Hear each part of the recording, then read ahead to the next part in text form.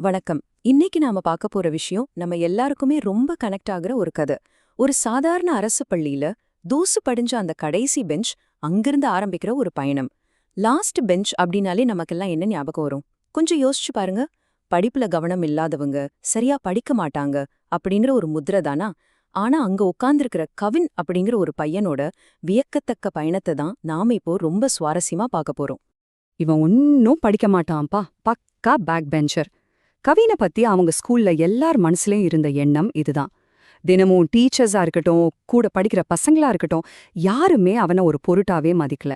நம்மள யாருமே கண்டுக்கல, நம்ம மேல யாருக்கும் எந்த கவனமும் இல்ல அப்படிங்கிற அந்த தனிமை, அந்த நிராகரிப்பு ஒரு சின்ன பையனுக்கு எவ்ளோ வலிய தரும்னு கொஞ்சம் நினைச்சு பாருங்க. அவனோட ஒவ்வொரு நாளும் இப்படிப்பட்ட கேலிகளோட தான் நகர்ந்துட்டு இருந்துச்சு. பாகம் 1, தி லாஸ்ட் பெஞ்ச் பாய், அதாவது அந்த கடைசி பெஞ்ச் மாணவன். பகல் நேரங்கள்ல அவனோட ஸ்கூல் வாழ்க்கை ரொம்பவே சாதாரணமா தான் போச்சு. வகுப்பறையில ஜன்னலுக்கு வெளியே வேடிக்கை பார்த்துட்டே கனவு காண்றது தான் அவனோட வழக்கம். மார்க்ஸ் எல்லாம் ரொம்ப ரொம்ப கம்மி. ஆனா இந்த இருட்டுலயும் ஒரு சின்ன வெளிச்சம் இருந்துச்சு. என்ன தெரியுமா? எப்பதாவது அவன் சொல்ற பதில்கள்ல இருக்கிற அந்த அபாரமான லாஜிக், அதாவது தர்க்க ரீதியான சிந்தனை, அது சில டீச்சர்ஸையும் ஆச்சரியப்பட வச்சுது. இதுல இருந்து நம்ம புரிஞ்சுக்க வேண்டிய விஷயம் என்னன்னா, அந்த குறைவான மார்க்ஸுக்கு பின்னாடி ஒரு அசாதாரணமான மூளை ஒழிஞ்சிட்டு இருந்துச்சுங்க. நம்மளோட வழக்கமான கல்வி முறை பல நேரங்கள்ல இந்த மாதிரி பிராக்டிக்கலான உண்மையான திறமைய கண்டுக்கிறதே இல்ல. வெறும் மார்க்ஸ் மட்டுமே ஒருத்தரோட திறமைய முடிவு பண்ணிடாது அப்படிங்கிறதுக்கு கவின் ஒரு பெஸ்ட் எக்ஸாம்பிள். பாகம் 2, தி சீக்ரெட் மிட்நைட் கோடர், கவினோட அந்த ரகசிய கற்றல். ரொம்ப மெதுவா நகர்ற அந்த பகல் நேர ஸ்கூலுக்கு அப்புறம் அவனோட உண்மையான பயணம் இரவுகள்ல தான் தொடங்குது. இப்போ அவனோட அந்த பகல் நேர நிஜத்துக்கும் இரவு நேர நிஜத்துக்கும் உள்ள வித்தியாசத்தை கொஞ்சம் பாருங்களேன். பகல்ல நிராகரிக்கப்பட்ட கம்மியான மார்க் வாங்குற ஒரு கடைசி பெஞ்ச் பையன். ஆனா இரவுல ஒரு சின்ன அறைக்குள்ள பழைய ஆண்ட்ராய்ட் போனோட அந்த நீல நிற வெளிச்சத்துல யூடியூப் டுட்டோரியல்ஸ் பார்த்து கோடிங் கத்துக்கிற ஒரு அசுரத்தனமான விடாமுயற்சி. நம்ம கிட்ட இருக்கிற வசதிகள் ரொம்ப கம்மியா இருந்தாலும் நமக்குள்ள ஆழமான ஆர்வமும் சுயமா கத்துக்கிற திறனும் இருந்தா கண்டிப்பா நம்மள வளர்த்துக்க முடியும் அப்படிங்கறது இது ரொம்ப அழகா காட்டுது. ஒரு நாள் நான் ஒரு ஆப் உருவாக்குவேன். அப்போ என் பேரை யாராலையும் நிராகரிக்க முடியாது. இது ஏதோ சினிமா டயலாக் இல்லைங்க. அவனுக்குள்ள எரிஞ்சிட்டு இருந்த நெருப்பு, தன்னை ஒதுக்குனவங்க முன்னாடி சாதிச்சு காட்டணும் அப்படிங்கிற அவனோட அந்த உந்துதலை இந்த ஒரு வரி ரொம்ப ஆழமா வெளிப்படுத்துது. இதுதான் அவனை ஒவ்வொரு ராத்திரியும் தூங்க விடாம உழைக்க வச்சுது. பாகம் 3, தி இன்னோவேஷன் சேலஞ்ச், அவனோட வாழ்க்கையில வந்த அந்த திருப்புமுனை. கரெக்டா அந்த டைம்ல தான் ஸ்கூல்ல பெஸ்ட் இன்னோவேஷன் ப்ராஜெக்ட் அப்படிங்கிற ஒரு போட்டி அறிவிக்கப்படுது. கவினோட லைஃபையே மாத்த போற தருணம் இதுதாங்க. இந்த அனௌன்ஸ்மெண்ட் வந்தோடனே கிளாஸ்ல என்னாச்சு தெரியுமா? ஒரு பக்கம் இந்த டாப்பர்ஸ் எல்லாரும் பெரிய பெரிய குரூப்பா சேர்ந்து பிரம்மாண்டமான ப்ராஜெக்ட் பிளான்ஸ் எல்லாம் பண்றாங்க. ஆனா இன்னொரு பக்கம் கவின், வழக்கம் போல அவனை யாருமே அவங்க டீம்ல சேர்த்துக்கல. ஆனா அவன் அதை பத்தி கொஞ்சம் கூட கவலைப்படல. அதே கடைசி பெஞ்ச்ல தனியா உட்காந்து ரொம்ப உறுதியான ஒரு முடிவெடுக்கிறான். சரி, நாம தனியாவே போட்டிடுவோம்.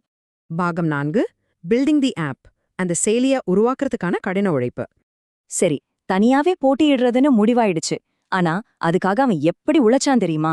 அவனோட அந்த 3 நாள் சோலோ ஸ்பிரிண்ட், அதாவது அந்த அசுர உழைப்பு எப்படி இருந்துச்சுன்னு பாருங்க.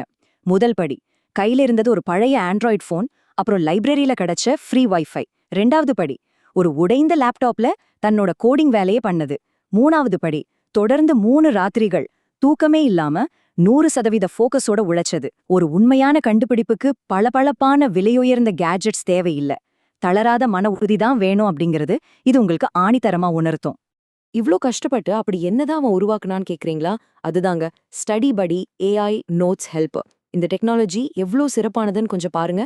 ஒரு சாதாரண போட்டோ எடுத்தா போதும், எவ்ளோ கஷ்டமான நோட்ஸா இருந்தாலும் இது ரொம்ப சிம்பிளா சுருக்கி கொடுத்துரும். அது மட்டும் இல்லாம தமிழ் ஆங்கிலம்னு 2 மொழிகள்லயும் இது சூப்பரா எக்ஸ்பிளைன் பண்ணும். இது எல்லாத்த விட முக்கியமான விஷயம் என்னன்னா, ஸ்டூடெண்ட்ஸ்க்காகவே உருவாக்கப்பட்ட 100% ஃப்ரீயான ஒரு டூல் இது. நீங்களே சொல்லுங்க, இது உண்மையிலேயே ஒரு கேம் சேஞ்சர் தானே? பாகம் 5, தி அல்டிமேட் விக்டரி, அதாவது அந்த மாபெரும் வெற்றியின் இறுதி மேடை. கடைசியா எல்லாரும் எதிர்பார்த்த அந்த பிரசன்டேஷன் நாளும் வந்துடுச்சு. ஸ்கூலோட அந்த பெரிய ஆடிட்டோரியத்துல எல்லாரும் கூடியிருக்காங்க.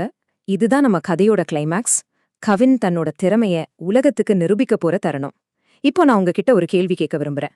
அந்த மேடையில எது ஜெயிக்க போகுது?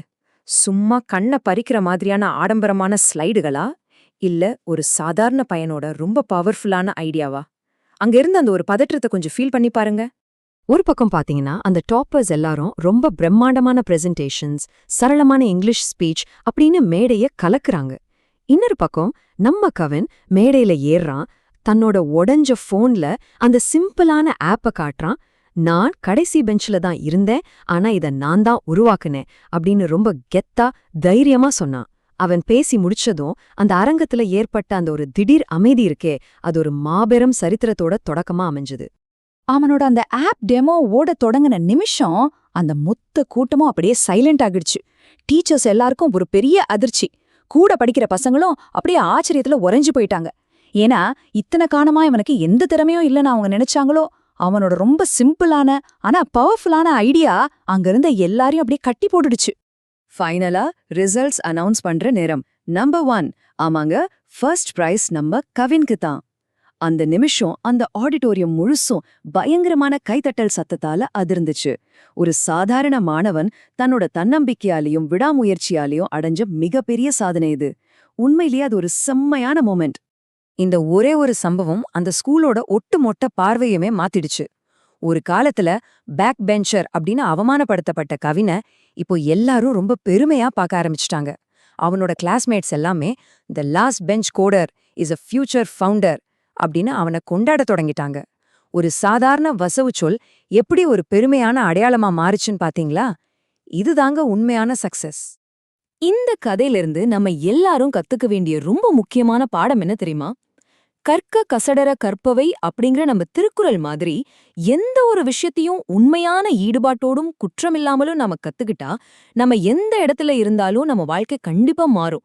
அந்த இருட்டான கடைசி பெஞ்ச்ல இருந்து இப்போ இவ்ளோ பெரிய வெளிச்சத்துக்கு வந்த கவினோட கதை நம்மளோட உண்மையான தேடல் எதையும் சாதிக்கும் அப்படிங்கறத திரும்ப திரும்ப நமக்கு ஞாபகப்படுத்துது. நாம இப்போ இந்த தொகுப்போட இறுதிக்கு வந்துட்டோம். போறதுக்கு முன்னாடி உங்களை நீங்களே ஒரு கேள்வி கேட்டுக்கோங்க. ஒரு உடைந்த லேப்டாப்பை வச்சுட்டு கடைசி பெஞ்ச்ல உட்கார்ந்திருந்த ஒரு பையனாலேயே அவனோட ஃபியூச்சரை இப்படி பிரம்மாண்டமா உருவாக்க முடியும்னா, நீங்க இன்னைக்கு உங்களோட பயணத்தை தொடங்கறதுக்கு உங்களை தடுக்கிற விஷயம் என்ன? கொஞ்சம் நல்லா யோசிச்சு பாருங்க.